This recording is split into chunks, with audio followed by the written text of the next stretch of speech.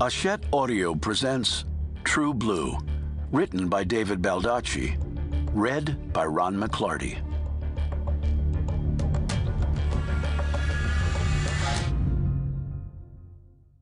Chapter 1. Jamie Meldon rubbed his eyes vigorously, but when he stared back at the computer screen, it was still no good. He glanced at his watch. Nearly 2 in the morning. He was toast. At age 50, he couldn't pull these all-nighters consistently anymore. He slipped on his jacket and pushed back his thinning hair where it had drifted down to his forehead. As he packed his briefcase, he thought about the voice from out of the past. He shouldn't have, but he'd called. They'd talked. Then they'd met. He didn't want that part of his life dredged up again. Yet he would have to do something. He'd been in private practice for nearly 15 years, but now represented Uncle Sam. He would sleep on it. That always helped. A decade ago, he'd been a hotshot and highly paid criminal defense attorney in New York, legally hand-holding some of the sleaziest of Manhattan's underworld. It had been an exhilarating time in his career and also represented his lowest point. He'd lost control of his life, been unfaithful to his wife, and become someone he'd grown to loathe. When his wife had been told that she had perhaps 6 months to live, something had finally clicked in Meldon's brain. He'd resurrected his marriage and helped his spouse beat a death sentence.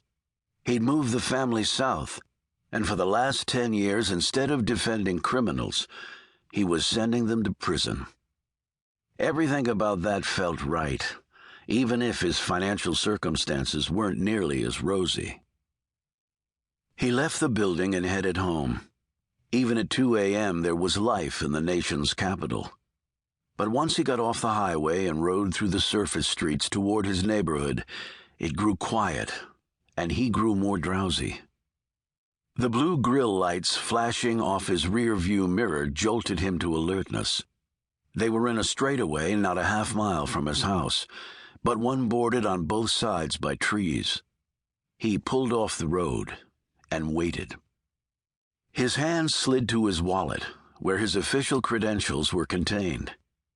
He was worried that he'd dozed off or been driving erratically because he was so tired. He saw the men coming toward the car. Not uniforms, but suits, dark ones that made their starched white shirts stand out under the 3/4 moon.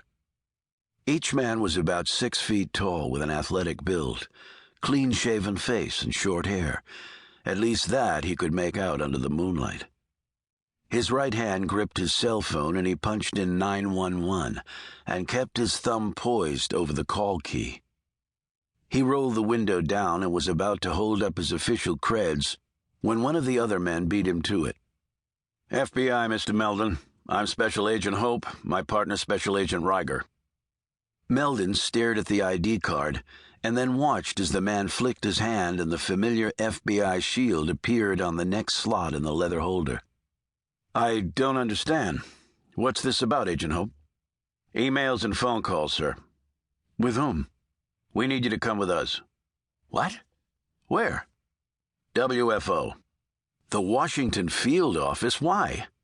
Questioning, Hope replied. Questioning about what? We were just told to make the pickup, Mr. Meldon. The assistant director is waiting to talk to you. Can it wait until tomorrow? I'm a United States attorney. Hope looked put off. We are fully aware of your background. We are the FBI. Of course, but I still... You can call the AD if you want, sir, but our orders were to bring you in ASAP. Meldon sighed. That's all right. Can I follow you in my car? Yep, but my partner here has to ride with you. Why?